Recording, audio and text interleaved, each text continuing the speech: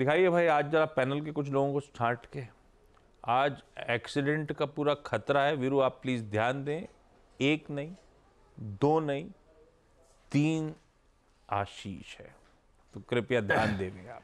मैं प्रोड्यूसर साहब से, आशीष का शाब्दिक अर्थ होता है आशीर्वाद, है ना? हाँ। तो 20 डेमा की ट्रेजेक्टरी को पार करने के लिए आशीर्वाद चाहिए, वो अपार है चलना। आशीष आशीष आशीष पूरी कोशिश रहेगी। अच्छा हर्षदा, आपको आपकी स्क्रीन पर रेडी नजर आएंगी कुछ इंपॉर्टेंट स्टॉक्स की न्यूज की तरफ और रिजल्ट्स की तरफ बढ़ने का समय है। और उसमें सबसे पहले तो भाई निफ्टी का एक नंबर जो आना था वो बाजार बंद होने के बाद आया, भारती एयरटेल। उससे शुरुआत करता हूं।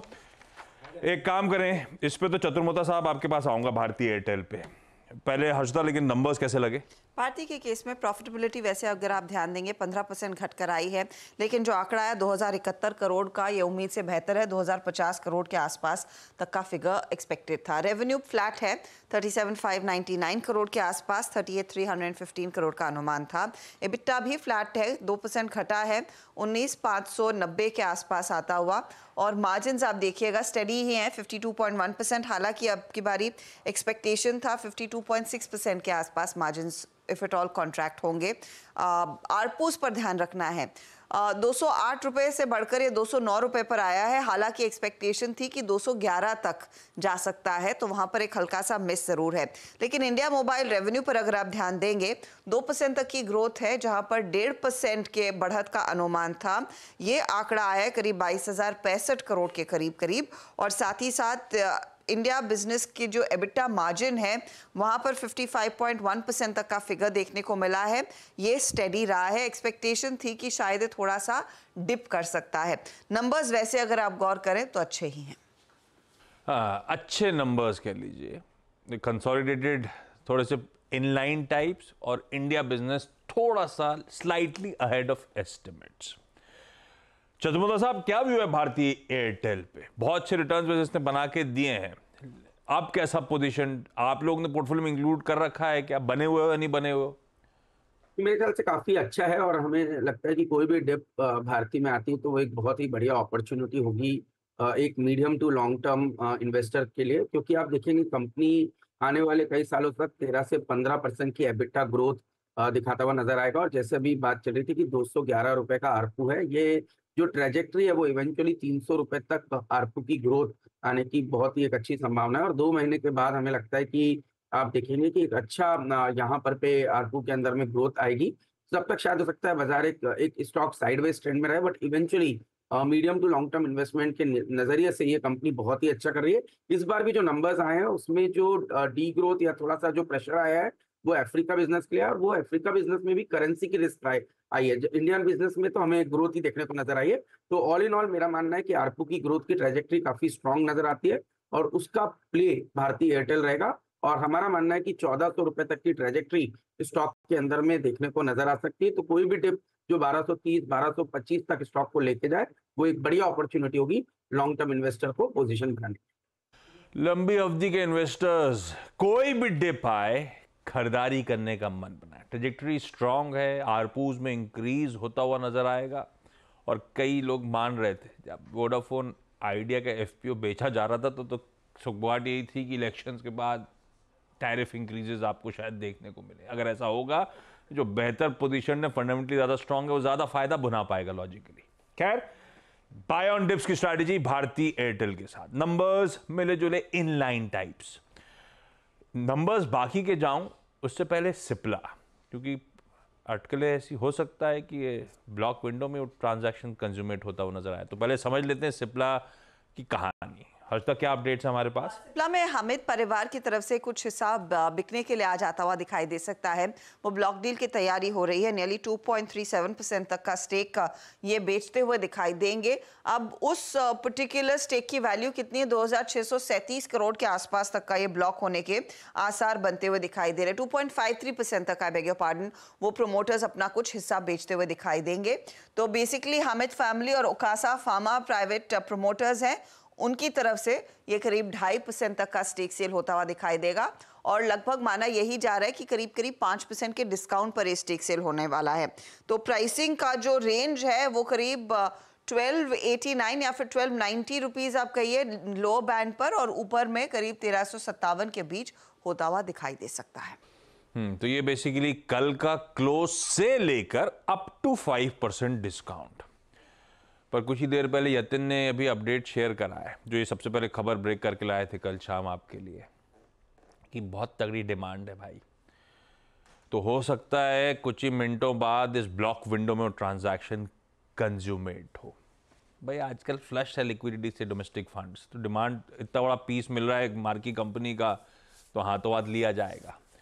पर ये ध्यान रखिए, $7 बिलियन की ये प्रमोटर स्टेक सेल होनी थी, जो पिछले साल से इतनी अटकने लगी। इसका मतलब है फीकी पड़ गई है। इसका मतलब है पीस मिल तरीके से हल्का हल्का माल छोड़ना पड़ रहा है। यार चतुर्वेदी साहब, आप ही के पास आना पड़ेगा। सिप्ला कैसा है, अब कैसे रीड करूं? प्रमोटर्स माल नहीं बेच पा रहे, इसका क्या मतलब? अब खुले बाजार में आना पड़ रहा है।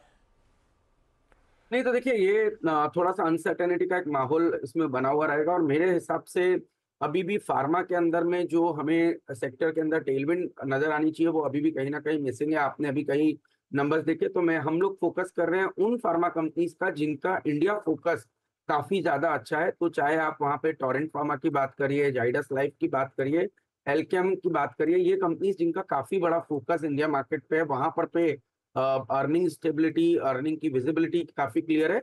और जहां पर पे भी हमें थोड़ा सा ग्लोबल यूएस एक्सपोजर ज्यादा है, उन कंपनीज के अंदर में भी अभी भी अनसर्टेनिटी बनी, और सिप्ला के अंदर में तो एक डुअल अनसर्टेनिटी है विद रिगार्ड्स टू स्टेक से। तो मेरे हिसाब से ये कंपनी अभी भी एक वोलेटिलिटी काफी बनाए रखेगा, और मैं समझता हूँ स्टॉक 1250 से 1350 की एक ट्रेजेक्ट्री में ही आपको ट्रेड करता हुआ नजर आएगा।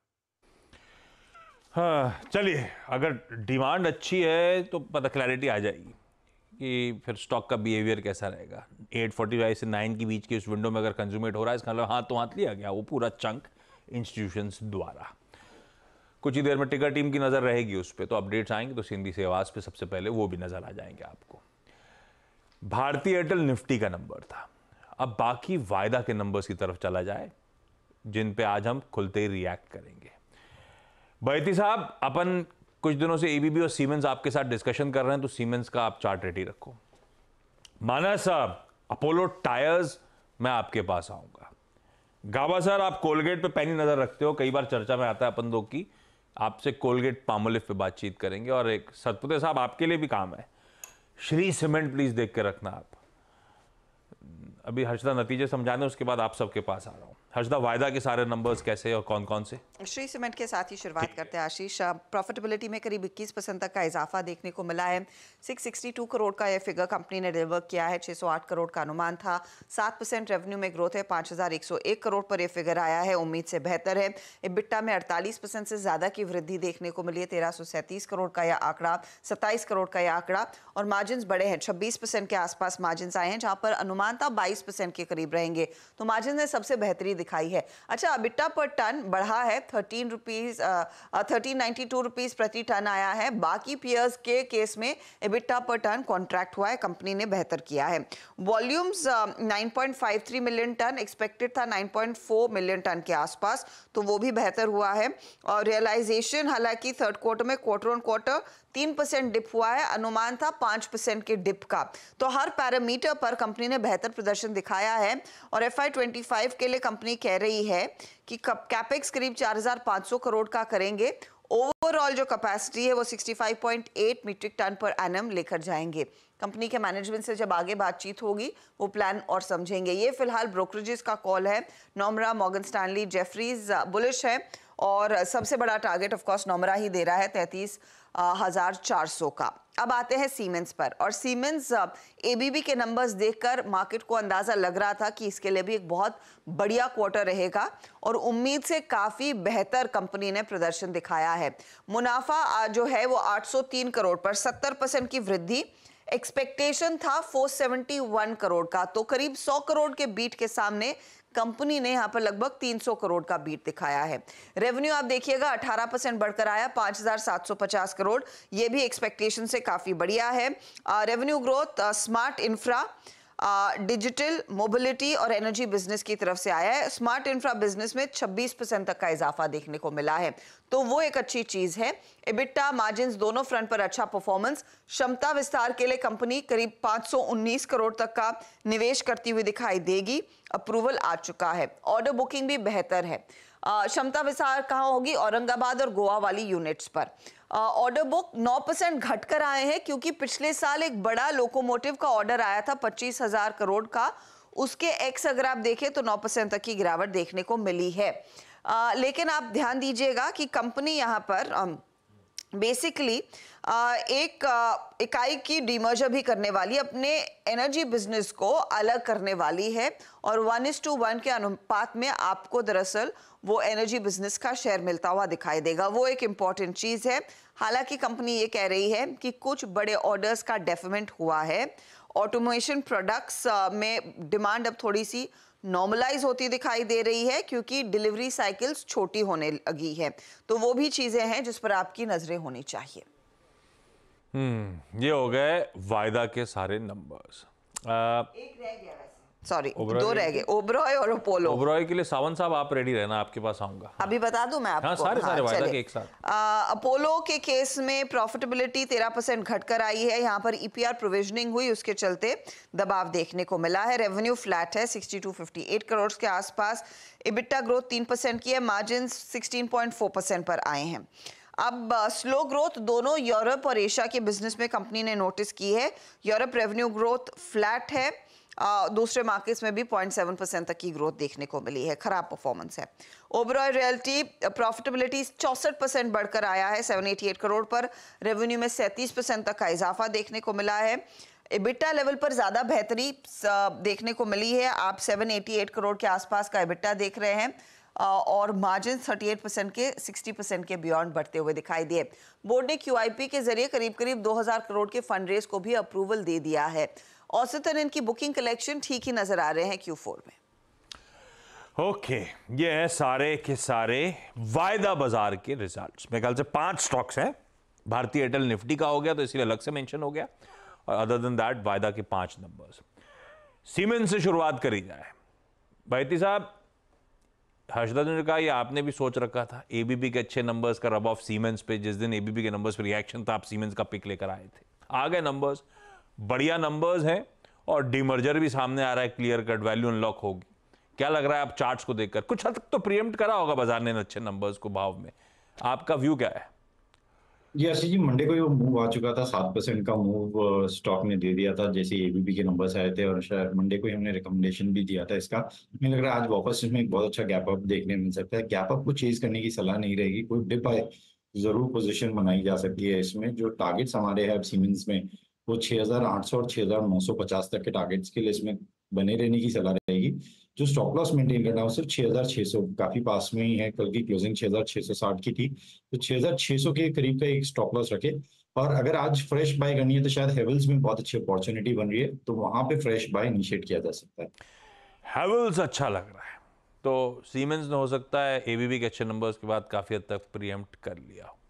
पर सीमेंस की तेजी, ये इस हफ्ते की तो अलग बात अपन ने बड़े तरीके से भरती साहब के साथ बनाई।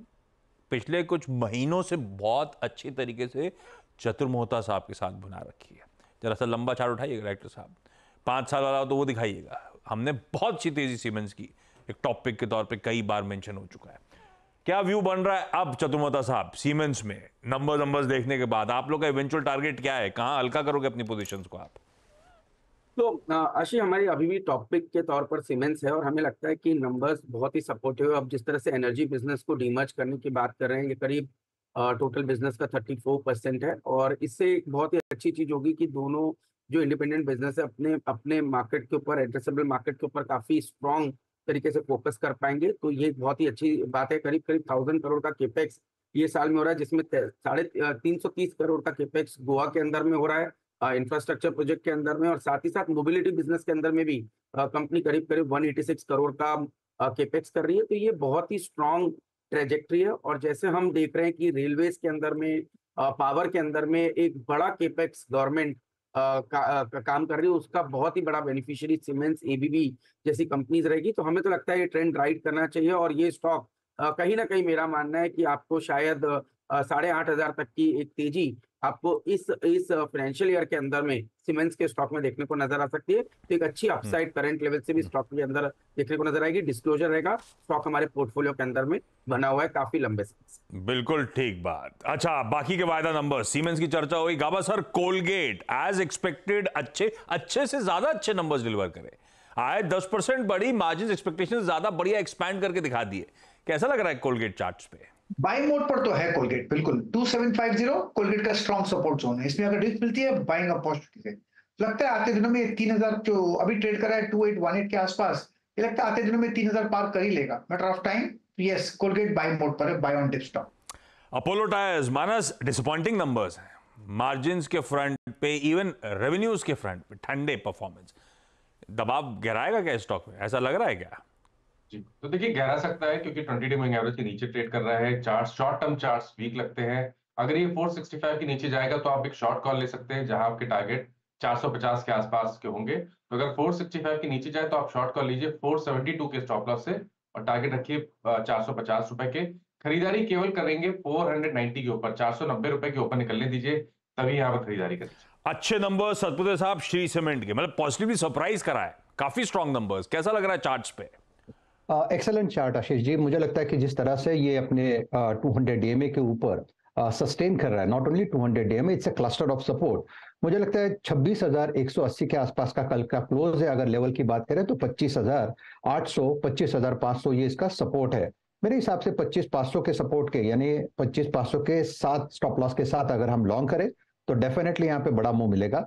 इनफैक्ट एक बड़ा ब्रेकआउट है, it's on the verge of big breakout. It's inverted head and shoulder price formation, जिसका टारगेट बनता है 28,500 का। तो at level of 26,181 it's a buy. Stop loss होगा 25,500 का, 28 का टारगेट। नंबर्स भी जस्टिफाई कर रहे हैं, बढ़िया है। सावंत साहब, ओबेरॉय रियल्टी नंबर्स अच्छे, पर हाँ डाइल्यूशन का एक कंसर्न होगा। 2,000 करोड़ रुपए बोर्ड ने मंजूरी दी है QIP के थ्रू रेज करने की। चार्ट्स पे कैसा, कल जाते थे खूब दमखम दिखा रहा था। तो आशीष जी, यहाँ पे चार्ट्स पे कन्विक्शन नजर नहीं आ रहा है। वो क्यों नजर नहीं आ रहा है? क्योंकि 1550, 1545 ये एक बड़े रेजिस्टेंस की तरह काम कर रहा है। तो मेरी सलाह ये होगी कि अगर किसी के पास पोजीशन है और अगर ये 1540-45 के आसपास आए तो एक बार प्रॉफिट बांधना एक बेहतर तरीका होगा। 1550 के ऊपर अगर ये निकलता है तो फ्रेश बाइंग की जा सकती है 1530 के स्टॉप लॉस से, और टारगेट आप कंफर्टेबली 1600, 1620 तक के रख सकते हो। बट जब तक 1550 क्रॉस ना हो, इसमें फ्रेश पोजीशन मत बनाइए। ओके, अच्छा, आस्था जुड़ रही है, उनसे बातचीत होगी। आज जो IPO खुलने जा रहा है गो डिजिट का, और इलेक्शन सिलेक्शन में चतुर्मोता साहब और सतपुते साहब से जानने आज के बेहतरीन पिक्स। लेकिन पहले हजदा के पास गुड बैड अगली, बाकी के सारे कैश के नंबर्स। हजदा, कौन कौन से अच्छे नंबर्स में आप भारतीय हेक्साकॉम को सबसे पहले जोड़ेंगे आशीष। क्वार्टर ऑन क्वार्टर कंपैरिजन रहेगा क्योंकि हाल ही में लिस्ट हुई है यह कंपनी।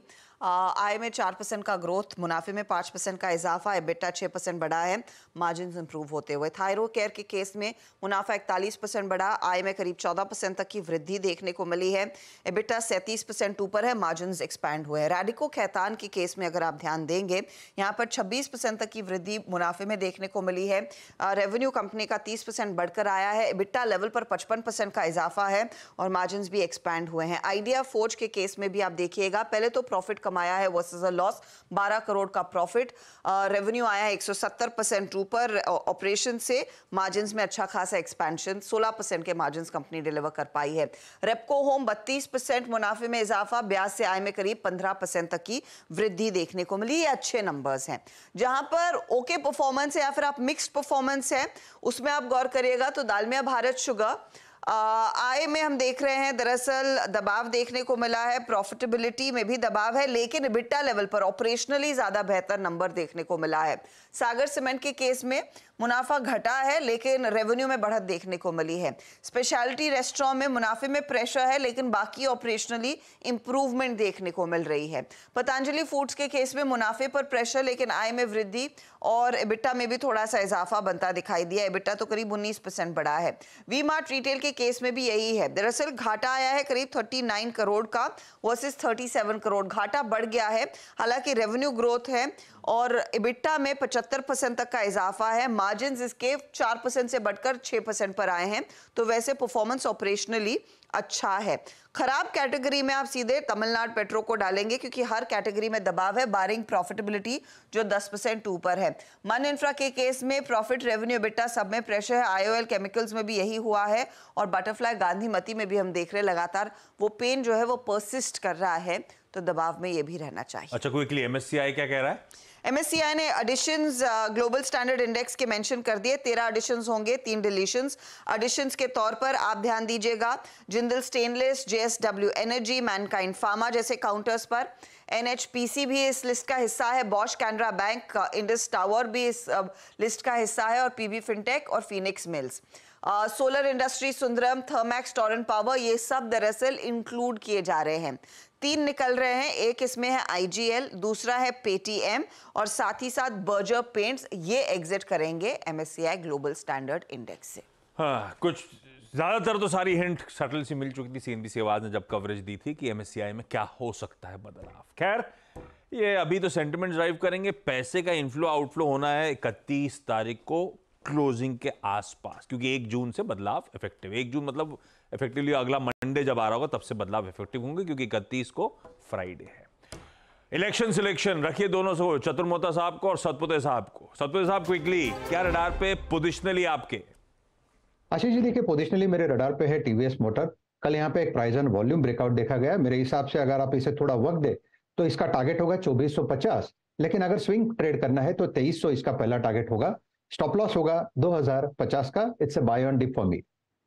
TVS motors. चतुर्मोता साहब, कुछ बढ़िया इलेक्शन रिलेटेड कुछ रीजेक्ट कर रहा है या कुछ पसंद आ रहा है क्या?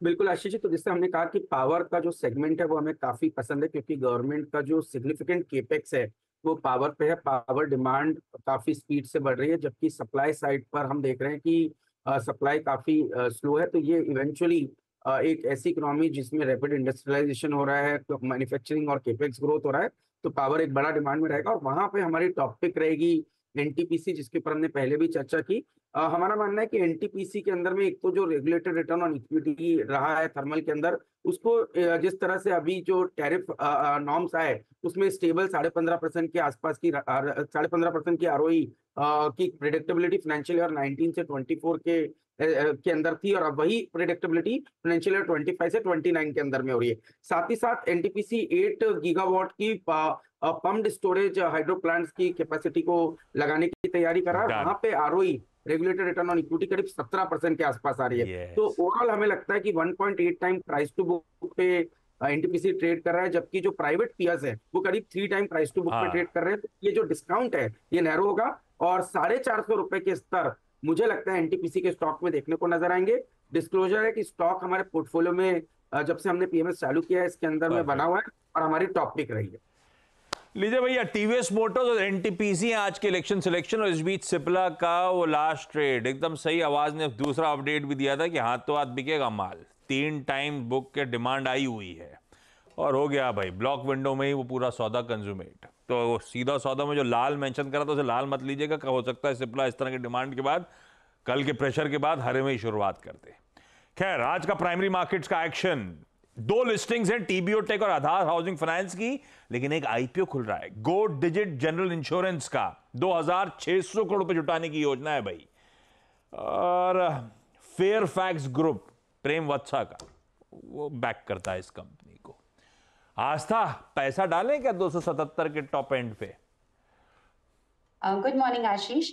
देखिए, इस कंपनी की बात करें तो सब्सक्राइब की तो रेटिंग है, लेकिन मेनली लॉन्ग टर्म से लगाया जाए इसमें तो ज्यादा बेहतर रहेगा। तो लॉन्ग टर्म पर्सपेक्टिव से हम सब्सक्राइब करने की रेटिंग दे रहे हैं। लिस्टिंग गेन का मे और मे नॉट भी हो सकते हैं डिपेंडिंग ऑन मार्केट कंडीशन। अब हम बात करें कंपनी का बेसिकली, तो ये digital full time stack insurance रहती है। तो digital full stack insurance companies कौन होती हैं? बेसिकली ये कंपनीज वो कंपनीज होती हैं जो कि कंट्रोल और लाइसेंस तो होती है रेगुलेटरी अथॉरिटी से, और ये लोग टेक्नोलॉजी का इंटीग्रेशन करते हैं अपने ऑपरेशंस करने में, जिसमें कि सोर्सिंग होता है, अंडरराइटिंग होता है, क्लेम्स मैनेजमेंट होता है। तो इस तरह की कंपनी है। तो बेसिकली डिजिटल टेक्नोलॉजी का यूज करके ये करते हैं। अब इनका मार्केट शेयर देखा जाए तो जो digital full stack insurance companies है उसमें इनका मार्केट शेयर काफी बड़ा है। 82% on the basis of gross return premium की मैं बात कर रही हूँ, 82% के आसपास है।